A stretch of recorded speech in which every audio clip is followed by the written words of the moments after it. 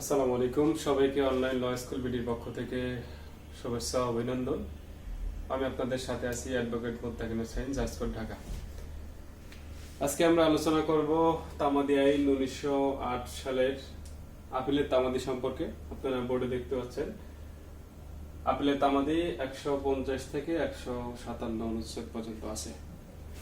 আমরা ইতিপূর্বে আলোচনা করেছিলাম তামাদি আইনের মামলার তামাদি সম্পর্কে, তামাদি আইনের পরকৌশল সম্পর্কে, তামাদি আইনের প্রাথমিক আলোচনা সম্পর্কে। এরপর যে আমরা আলোচনা করব তামাদি আইনের আপিলের তামাদি সম্পর্কে। অনেকে আপনারা বিষয়টি জানেন এবং অনেকেই জানেন না। যারা এর পূর্বে জেনেছেন বিষয়টি তাদের জন্য রিভিশন হয়ে যাবে, আর যারা এই বিষয়টি জানেন না তাদের জন্য গুরুত্বপূর্ণ একটি বিষয় জানা হবে। সকল আইনি শিক্ষার্থী, বার কাউন্সিল পরীক্ষার্থী, নতুন আইনজীবী এবং যারা আইন জানতে ইচ্ছুক সকলের জন্য ভিডিওটি অনেক উপকার হবে। চলুন শুরু করি। আমরা সময় সংক্ষিপ্ত কারণে আমরা ভিডিওটি দীর্ঘায়িত না করার কারণে আমরা আগে থেকেই বোর্ডে লিখে নিয়েছি যাতে আপনাদের বোঝানোর সুবিধা হয়। তো ইতিপূর্বে আমরা জেনেছি যে আমাদের আইনের প্রথম তফসিল অনুচ্ছেদ আছে 183টি অনুচ্ছেদ, যেটা এই অনুচ্ছেদটি 3 ভাগে বিভক্ত। একটা হচ্ছে মামলার তামাদি, দ্বিতীয় হচ্ছে আপিলের তামাদি, তৃতীয় হচ্ছে আবেদনের তামাদি। মামলার তামাদি 1 থেকে 149, আপিলের তামাদি 150 থেকে 157 এবং আবেদনের তামাদি 158 থেকে 183। তো গত ভিডিওতে আমরা আলোচনা করেছি আপিল মামলার তামাদি সম্পর্কে। আজকে আলোচনা করব আপিলের তামাদি সম্পর্কে। মামলার তামাদির ভিডিওটি আমরা ডেসক্রিপশন বক্সে লিখে দিব, আপনারা দেখে নিতে পারেন সময় হলে। আর আবেদনের তামাদি আমরা পরবর্তী ক্লাসে বিষয়টি আলোচনা করব। চলুন শুরু করি। আজকে আপিলের তামাদি 150 থেকে 57 অনুচ্ছেদ। আপনারা জানেন আপিলের তামাদিটা হচ্ছে 2 ভাগে বিভক্ত। একটা হচ্ছে ফৌজদারি আপিল, দ্বিতীয় হচ্ছে দেওয়ানি আপিল। ফৌজদারি আপিল হচ্ছে ক্রিমিনাল সংক্রান্ত যে বিষয়গুলো আপিল করা হয় কোর্টে, নিম্ন আদালতে এবং উচ্চ আদালতে, সে বিষয়টি বলা আছে। এবং দেওয়ানি আদালতের নিম্ন আদালত সম্পর্কে, দেওয়ানি আদালতে এবং হাইকোর্টে যে আপিলগুলো করা হয় সেটা হচ্ছে দেওয়ানি আদালত প্রসিডিং সম্পর্কে বলা আছে। তো চলুন আমরা জানি ফৌজদারি আপিল তামাদি কতগুলো সেকশনে বলা আছে। 150, 157, 155 এবং 157। 150, 154, 155, 157 এই 4টি অনুচ্ছেদে ফৌজদারি আপিল সম্পর্কে বলা আছে।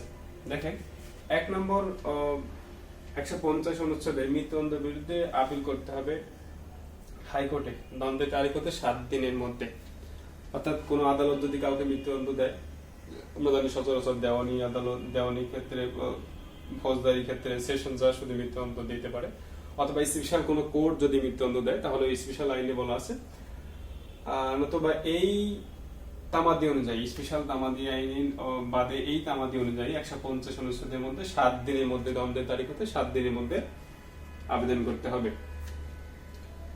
154 হচ্ছে দ্বন্দ্বাদেশের বিরুদ্ধে, অর্থাৎ নিম্ন আদালত যে কোনো ক্রিমিনাল আদালত যে কোনো দ্বন্দ্ব দিলে সেক্ষেত্রে তামাদি মেয়াদ, অর্থাৎ নিম্ন আদালতে, অধস্তন আদালতে যে কোনো আদালত যদি কোনো দ্বন্দ্বাদেশ দেয় তাহলে সেক্ষেত্রে সেশন কোর্ট অর্থাৎ দায়রা আদালত অথবা চিফ জুডিশিয়াল ম্যাজিস্ট্রেট কোর্ট অথবা সিএমএম কোর্ট যেটাতে বলেন সেটা আবেদন করতে হবে ওই দ্বন্দ্বের তারিখ হতে 30 দিনের মধ্যে। 155 হচ্ছে অপর্যাপ্ত দ্বন্দ্বের বিরুদ্ধে আপিল। এটা করতে হবে হাইকোর্টে। যেদিন ঘোষণা হবে, দ্বন্দ্বটি যেদিন ঘোষণা হবে সেদিন থেকে 60 দিনের মধ্যে অপর্যাপ্ত দ্বন্দ্বের বিরুদ্ধে আপিল করতে হবে। 157 বলা আছে খালাসের বিরুদ্ধে আপিল। খালাসের বিরুদ্ধে আপিল বলা আছে 157 অনুচ্ছেদে। যেদিন যে কোনো আদালতে খালাসের বিরুদ্ধে আপিল করা যায়, অর্থাৎ যে আদালত আপনাকে খালাস দিবে ওই আদালতে আপনি খালাসের বিরুদ্ধে আপিল করতে পারেন।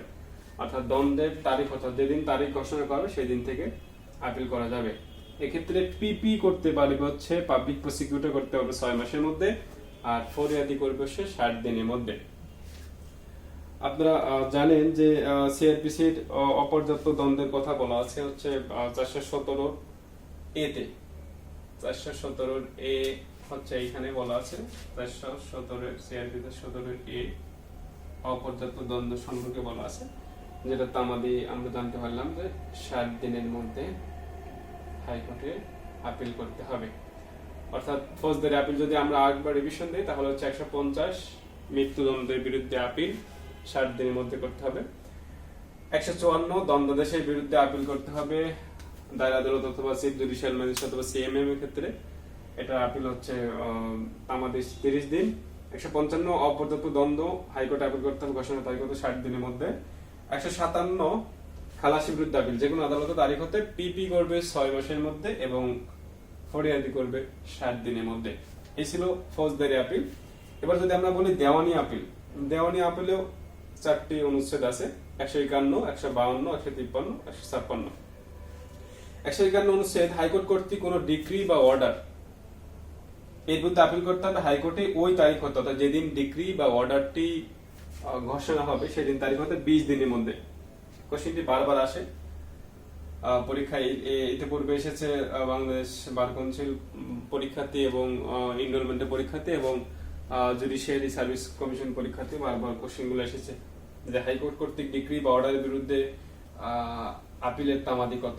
হাইকোর্টে আপিল করতে হবে 20 দিনের মধ্যে। 152 হচ্ছে ডিস্ট্রিক্ট জাজ কর্তৃক কোনো ডিক্রি বা অর্ডার যদি করা হয়, ঘোষণা করা হয়, তাহলে এই ঘোষণার তারিখ হতে ডিস্ট্রিক্ট জাজ আদালতে 30 দিনের মধ্যে আপিল করতে হবে। 153 লিভ টু আপিল প্রত্যাখ্যানে আপিল, এটা হাইকোর্টে করতে হয় 30 দিনের মধ্যে। এটার ব্যবহার তোমরা এখন বর্তমানে নেই। 153 অনুচ্ছেদের ব্যবহারটা অনেকাংশই কমে গেছে। অর্থাৎ লিভ টু আপিল আপনি করলেন, লিভ টু আপিল যদি সেটা যদি প্রত্যাখ্যান হয় তাহলে এর আপিল করতে হবে হাইকোর্টে 30 দিনের মধ্যে।